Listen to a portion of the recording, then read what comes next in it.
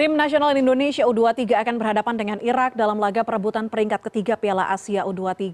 Pertandingan yang akan digelar pada Kamis malam ini juga merupakan laga yang cukup penting bagi Garuda Muda kita untuk memperebutkan tiket ke Olimpiade Paris 2024. Lantas, bagaimana strateginya dan untuk membahas lengkap, sudah ada koordinator Save Our Soccer Indonesia, Akmal Marhali. Bung Akmal, selamat siang.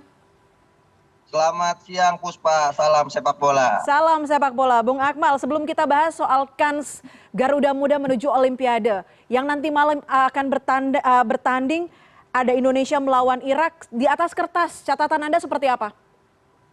Ya, kalau kita lihat statistik pertandingan sejauh ini di Piala Asia, antara Irak dengan Indonesia statistiknya berimbang. Di mana kita mengawali dengan kekalahan 0-2 melawan Qatar dan menutupnya dengan kekalahan 0-2 juga melawan Uzbekistan. Sementara Irak kalah 0-2 di laga pertama melawan Thailand, kemudian kalah 0-2 juga melawan Jepang. Mencetak 7 gol, kebobolan juga 7 gol. Kemudian Indonesia diperkuat 6 pemain yang tampil di luar negeri, begitu juga dengan Irak. Kalau bicara kemudian peluang juga hampir mirip. Indonesia punya 44 peluang dengan 16 on target, sementara Irak punya 15 peluang dengan total mereka memiliki 24 shoot on target. Artinya di sini kita secara statistik berimbang. Yang unggul dari Irak hanyalah pengalaman. Mereka selama ini sudah tampil di Piala Asia, bahkan di edisi perdana mereka juara pada 2013. Mereka juga peringkat 4 pada 2016 dan ketika itu tampil di Olimpiade. Irak tidak pernah absen di Piala Asia U23 kali ini. Sementara Indonesia adalah statusnya debutan. Nah, yang kemudian menjadi kekuatan kita adalah moral kita sejauh ini cukup bagus karena kita mengalahkan tim-tim besar seperti Australia, Jordan, dan juga Korea Selatan. Artinya ini juga menjadi modal untuk menghadapi Irak yang juga merupakan tim besar di kawasan Asia. Cuma permasalahannya, problem kita akan kehilangan Rizky Ridho yang merupakan separuh dari kekuatan kita di lini belakang. Ridho selain kapten, dia juga merupakan komandan utama dalam kompleks defense strategi yang dimainkan oleh Sintayong dari semua laga yang sudah dimainkan di Piala Asia. Jadi kehilangan Rizky Ridho ini akan menjadi problem tersendiri. Ditambah kemungkinan adalah kita tidak boleh lagi direpotkan dengan kekalahan kita terkait dengan VAR pada saat kita kalah dari Uzbekistan. Artinya lupakan kekalahan dari Uzbekistan, kita harus tatap laga melawan Irak ini. Momentumnya adalah sekarang untuk memastikan segera lolos ke Olimpiade Paris 2024. Oke, Bung Akmal, melihat laga yang ditunjukkan begitu oleh Garuda Muda di Piala Asia U23 kali ini, Anda melihat ada perubahan signifikan tidak dari para pemain, dari timnas khususnya dibandingkan dengan tahun-tahun sebelumnya? Ya, perubahannya cukup bagus ya. Bahkan saya bisa mengatakan bahwa tim U23 ini justru lebih bagus dari timnas senior dengan gaya bermainnya. Mereka punya mental yang kuat, mereka punya fisik yang kuat, bahkan yang paling penting adalah mereka punya kepercayaan diri yang kuat. Dan momentum Piala Asia ini harus dijaga. Saya teringat kepada evolusi tim nasional kita pada tahun 1950 sampai 1970, itu kita berada di siklus luar biasa sampai kita dianggap sebagai macan Asia. Nah, sekarang kita lagi menuju ke sana ya, menuju ke arah kembali macan Asia yang tertidur nyenyak untuk dihidupkan kembali. Karena misalnya untuk Olimpiade, kita terakhir tampil di Olimpiade pada 1956 di Melbourne, 58 tahun lalu. Ketika itu dilatih oleh Anthony Poganik, yang kalau kita lihat gaya dan strateginya hampir mirip dengan Sintayong, mengandalkan kekuatan fisik dan juga mengandalkan kecepatan para pemain-pemainnya. Nah, pada tahun 1958 bahkan kita pernah menjadi peringkat ketiga atau meraih medali perunggu di Asian Games Tokyo. Nah, inilah sejarah ini yang sedang didapatkan oleh timnas kita saat ini. Di bawah Sintayong, perkembangannya cukup luar biasa. Misalnya ranking FIFA kita naik sekarang sampai 134.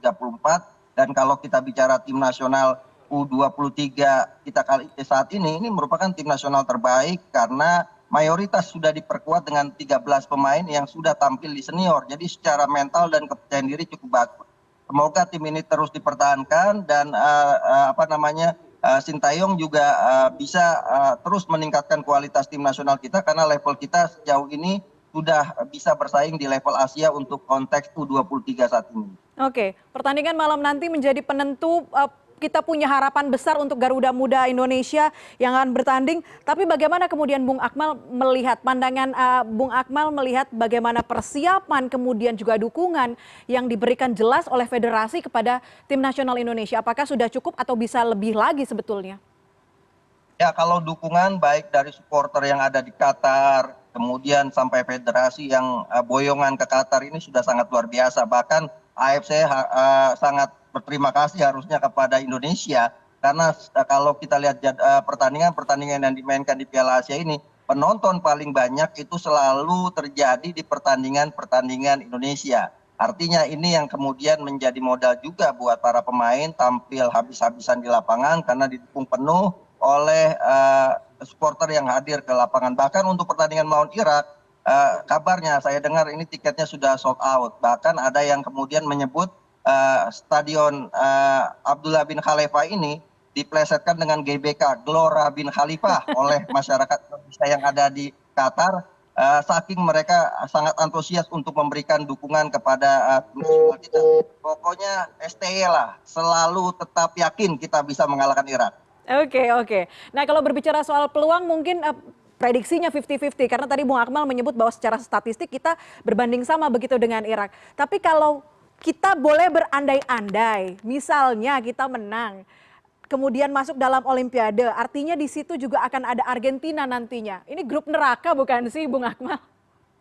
Iya, betul sekali. Tapi memang kalau mau memilih kita lebih baik playoff kita karena di playoff itu kita ketemu di grup A bersama Prancis, Amerika Serikat dan juga Selandia Baru yang lebih mudah gitu kan. Tapi kalau kita peringkat ketiga kita akan bertemu Argentina di grup B, kemudian Ukraina dan Maroko yang notabene juara Piala Afrika U23. Memang sangat berat, tapi kita harus siapapun lawannya kita harus hadapi karena pemain atau tim nasional kita saat ini punya keyakinan dan kepercayaan diri yang sangat tinggi, mentalnya juga sangat bagus. Yang paling penting adalah bagaimana momentum ini harus bisa dimaksimalkan oleh kita bahwa kita harus lolos Olimpiade Paris 2024, mengulang kejayaan kita pada 58 tahun silam. Dan yang paling penting buat timnas saat ini adalah kalau kita bicara apakah kita bisa menang. Saya yakin kita bisa menang kalau kita cetak gol lebih dulu. Karena dalam perjalanan Piala Asia U23 ini, ketika kita cetak gol lebih dulu, kita memenangkan pertandingan. Kita menang lawan Australia, kita menang lawan Jordania, kita menang lawan Korea Selatan. Tapi ketika kita kebobolan terlebih dahulu, kita kalah. Kalah dari Qatar dan juga kalah dari Uzbekistan. Nah, yang paling penting adalah para pemain tidak boleh trauma VAR. Jadi bermainlah dengan tenang, dengan yakin, dengan kemampuan yang ada. Jangan kemudian di lini belakang kita agak gugup, agak ragu karena takut di call VAR sehingga kemudian merugikan kita. Oke, intinya sebetulnya harus gol dulu pertama supaya menaikkan tingkat kepercayaan diri dari masing-masing pemain begitu ya. Terakhir Betul. Bung Akmal terakhir kita punya harapan untuk menang pasti. Prediksi Anda Ya. golnya berapa? Ya, kalau waktu normal saya berharap tidak perlu banyak-banyak, 1-0 untuk Indonesia. Kalaupun kemudian kalau adu penalti saya yakin kita menang. Baik, baik. Bung Akmal, terima kasih banyak sudah berbagi perspektif bersama kami.